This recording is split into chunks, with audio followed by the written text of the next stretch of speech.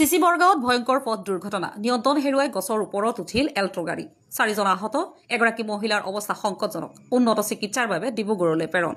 আজি আবেলি প্ৰায় 4 বজাত 15 নং ৰাষ্ট্ৰীয় ঘাইপথৰ চিচি বৰগাঁও আৰক্ষী চকীৰ সমীপৰ প্ৰক্ৰিয়াত সংঘটিত হয় এক ভয়ংকৰ পথ দুৰ্ঘটনা নিয়ন্ত্ৰণ হেৰুৱাই এখন এল্ট্ৰ K10 গাড়ীয়ে পথৰ দাঁতিৰ এজোপা ছটিয়না গছত খুন্দা মাৰে ঘটনাটো ইমানেই ভয়ংকৰ আছিল যে গাড়ীখনে গছজোপাত খুন্দা মাৰি প্ৰায় 3 মিটাৰ ওপৰলৈকে গছজোপাৰ ওপৰলৈ উঠি যায়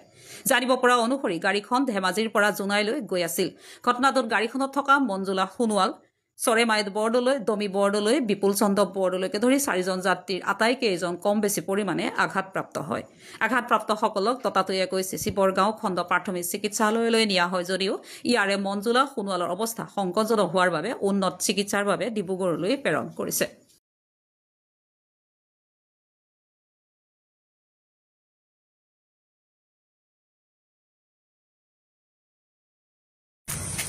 ধেমাজিৰ পৰা মই আহি আছিলোঁ